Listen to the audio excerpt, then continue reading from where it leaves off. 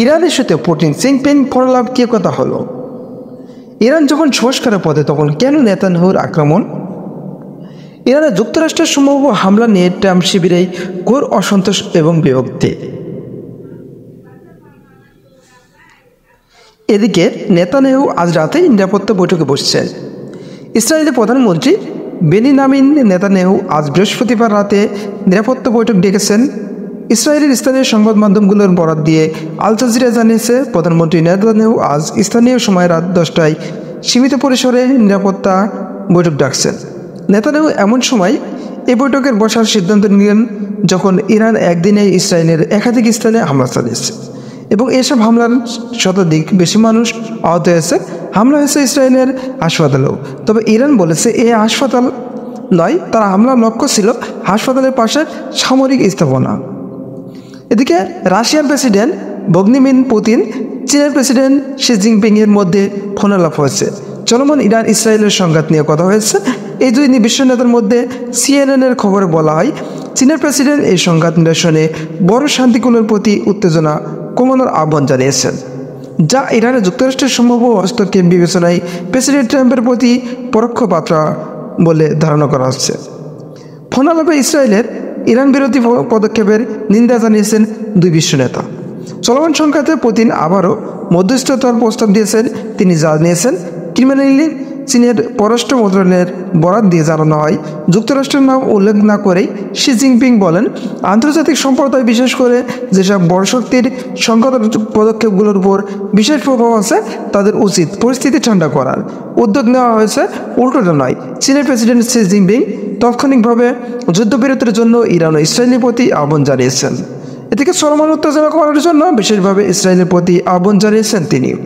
এদিকে ফোনালাপে পুতিনকে Xi Jinping বলেন, সংঘাতে জড়িত পক্ষগুলো বিশেষ করে ইসরায়েলের যত দ্রুত সম্ভব যুদ্ধবিরতিতে যাক, যাতে পরিস্থিতি আরও না বেড়ে যায় এবং যুদ্ধের অন্য কোথাও ছড়িয়ে না পড়ে ঠেকানো যায়।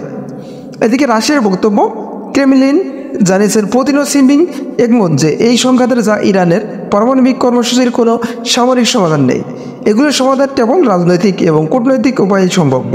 ক্রেমলিন উপদেষ্টা ইউরির ইশাকভ বলেন, পুতিন যদি প্রয়োজন হয় রাশিয়ার পক্ষ থেকে মধ্যস্থতার কোনো সম্ভাব্য উদ্যোগ নেওয়ার প্রস্তুতির কথা নিশ্চিত করেছেন। এদিকে চীনের নেতা এমন মধ্যস্থতাকে সমর্থন জানিয়েছেন এবং এটি বর্তমান অত্যন্ত উত্তেজনাপূর্ণ পরিস্থিতি প্রশমনে সহমত করে পারেন। এই দুই দেশে ঐকমত হয়েছে যে আগামী দিনগুলোতে তাদের কূটনৈতিক এবং নিরাপত্তা সংগঠনগুলোর ঘনিষ্ঠ যোগাযোগ বজায় থাকবে। এদিকে জনগণের দৃঢ় থাকার আহ্বান জানিয়েছেন ইরানের সর্বোচ্চ নেতা আয়াতুল্লাহ আল খামেনি। ইসরায়েলের আগ্রাসনে ভয় না পেয়ে দৃঢ় থাকতে নিজ দেশের জনগণের প্রতি আহ্বান জানিয়েছেন ইরানের সর্বোচ্চ নেতা আয়াতুল্লাহ আল খামেনি। বিবিসির খবরে বলা হয়, এক্স এবং সাবেক টুইটার দেওয়া এক পোস্টে এই আহ্বান জানান খামেনি। তিনি জনগণের উদ্দেশ্যে বলেন, শত্রু যদি বুঝতে পারে আপনি তাদের ভয় পাচ্ছেন তাহলে তারা আপনাকে ছাড়বে না। তিনি আরও বলেন, আপনারা এখন পর্যন্ত যেভাবে আচরণ করেছেন তা অবৈধ রাখুন, সে আচরণে আরও দৃঢ়তার সঙ্গে চালিয়ে যান। এদিকে ইরানের সর্বোচ্চ নেতাকে আর বেঁচে থাকার সুযোগ দেওয়া যায় না, এটি বললেন ইসরায়েলি প্রতিরক্ষা মন্ত্রী। ইরানের সর্বোচ্চ নেতা আয়াতুল্লাহ আল খামেনিকে আর বেঁচে থাকার সুযোগ দেওয়া যায় না বলে মন্তব্য করেছেন ইসরায়েলের প্রতিরক্ষা মন্ত্রী ইসরায়েলের কাওয়াদ। ইসরায়েলের ক্ষেপণাস্ত্র হামলার দেশটির সরকারি হাসপাতালে ক্ষতিগ্রস্ত হওয়ার পর তিনি এই হুমকি দেন। এফসি-এর খবরে জানা যায়, তেল আভিভের কাছে হলন শহরে সাংবাদিকদের সঙ্গে কথা বলার সময় ইসরায়েলি প্রতিরক্ষা মন্ত্রী এই হুমকি দেন। তিনি বলেন, খামেনি প্রকাশ্যে ঘোষণা দেন তিনি ইসরায়েলকে ধ্বংস করতে চান। হাসপাতালের উপর হামলার নির্দেশও তিনি ব্যক্তিগতভাবে দিয়েছেন। কারণ তো বলেছেন, ইসরায়েলের রাষ্ট্রকে ধ্বংস করা তার খামেনি লক্ষ্য, এমন একজন মানুষকে আর বেঁচে থাকার সুযোগ দেওয়া যায় না। এর আগে ইরানের রাষ্ট্রীয় গণমাধ্যমে জানা যায়, সকালে ক্ষেপণাস্ত্র হামলার মূল লক্ষ্য ছিল সরকারি হাসপাতালের পাশের একটি সামরিক স্থাপনা, হাসপাতালে নয়।